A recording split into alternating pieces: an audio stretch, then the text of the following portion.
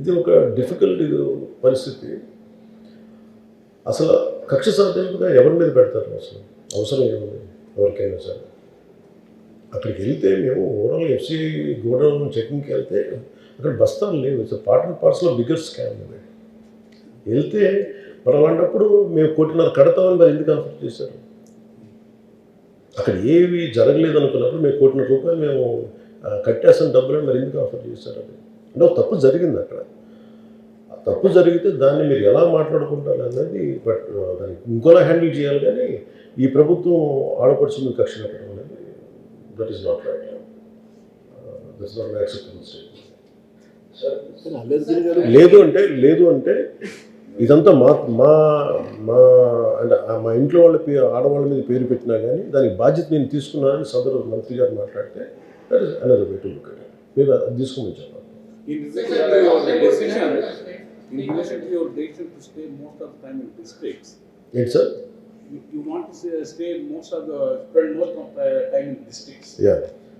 But will that affect the administration secretariat? We have to clear so many files. There will be inordinate delay in clearing the files.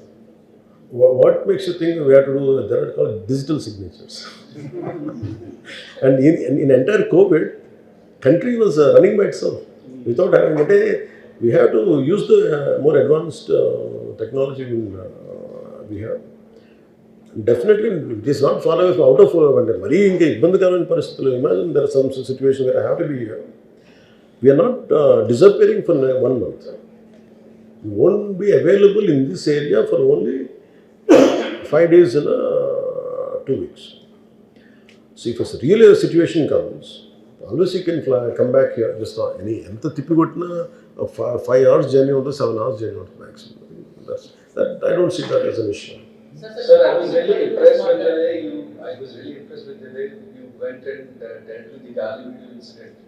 The way you called on the official who was attacked by a YSRCP leader. But I think this was missed in case of Pantam Nanaji when he attacked a doctor in Kakinada. No, I was quickly responded within 15 minutes. Quickly responded. And that's the reason why I communicated through our Hariprasad garu. I spoke to him. అంటే నాకు వచ్చిన దృష్టికి వెంటనే వెళ్ళి that's the reason why he said sorry. In that way we don't spare. తన మన లేదన్న I'm very clear. అంటే నాకు వెళ్ళటానికి ఇప్పుడు నేను వెళ్ళి ఇప్పుడు మీకు ఒక డే కూడా లేట్ అవ్వలేదు గుర్తుపెట్టాను. ఒక not even a night. How much time we respond? Less than 1 hour max. And case కూడా నమోదైంది. 10వ తారీఖు VC and MD civil supplies corporation వారు జాయింట్ కలెక్టర్ గారు రాసినటువంటి 4వ తారీఖు రాసిన లెటర్ మీద వారు రిప్లై ఇస్తూ డబ్బులు కట్టించుకోండి, క్రిమినల్ కేసు కూడా పెట్టండి అని చెప్పి ఆయన ఉత్తర్వులు ఇచ్చినట్టుగా లెటర్ పంపించినట్టుగా ఉంది.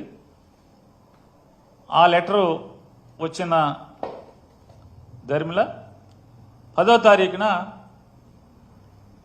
శ్రీమతి జయసుధ గారు, నా భార్య శ్రీమతి జయసుధ గారి పేరు మీద అట్లాగే మేనేజర్ పేరు మీద A1 A2లుగా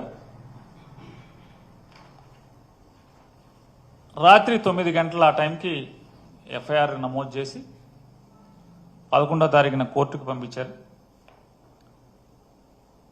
అట్లాగే 10వ తారీఖున జాయింట్ కలెక్టర్ గారు, కృష్ణా జిల్లా జాయింట్ కలెక్టర్ గారు ఈ నోటీస్ మీద సంతకం పెట్టారు.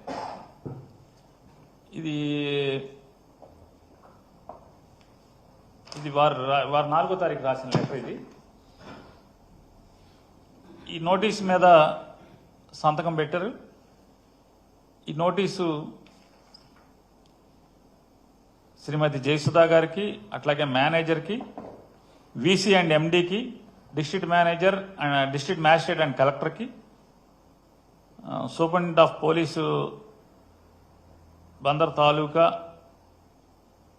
మచిలీపట్నం అని రాశారు. For information station officer, RDO, tahsildar వీళ్ళందరూ కూడా తలొక కాపీ పెట్టారు.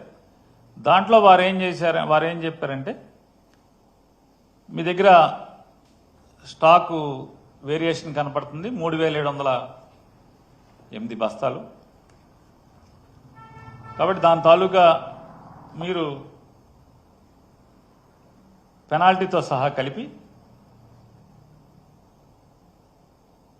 1,70,50,800 జమ చేయండి 3 రోజుల్లోపు అని చెప్పని నోటీస్ మీద సంతకం అయితే పెట్టారు. కానీ దాన్ని శుక్రవారం 13వ తారీఖు శుక్రవారం మధ్యాహ్నం 2-3 గంటల మధ్యలో 2 గంటలు 3 గంటల మధ్యలో గోడౌన్కి ఎవరో ఒక అతను వచ్చి అంటించి వెళ్ళారని చెప్పని గోడౌన్లో ఉన్నటువంటి సెక్యూరిటీ గార్డు అప్పటికే 10వ తారీఖు ఎఫ్ఐఆర్ నమోదైన దృష్ట్యా మా లీగల్ టీం ఇవన్నీ కూడా బాధ్యతలు తీసుకుని న్యాయ సహాయం కోసం వారందరూ కూడా లేకపోతే ఇదంతా కూడా రికమెండేషన్లు ఇస్తూ తిరుగుతూ వారికి ఎప్పుడైతే గోడౌన్ దగ్గర సమాచారం వస్తే వారి ప్లేడర్లు వెళ్ళి చూసి నా శ్రీమతి గారికి అప్పటికే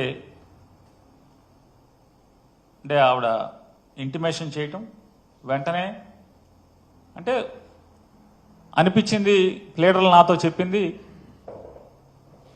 మేడం గారికి కూడా చెప్పామండి జయసుధ గారికి ఉద్దేశపూర్వకంగా 10వ తారీఖు సంతకం పెట్టినప్పటికి కూడా 13వ తారీఖు శుక్రవారం మధ్యాహ్నం బ్యాంక్ టైమింగ్స్ అంటే bank operation timings edge of the మూమెంట్లో నోటీస్ అతికిచ్చి తెల్లారి శనివారం బ్యాంక్ హాలిడే ఆదివారం బ్యాంక్ హాలిడే కాబట్టి దీన్ని ఏదో ఫెయిల్ చేయాలనేటువంటి ఉద్దేశంతో దానికోసం అంటించినట్టుగా కనపడుతుందండి అని చెప్తే సరే ఎన్ని తిప్పల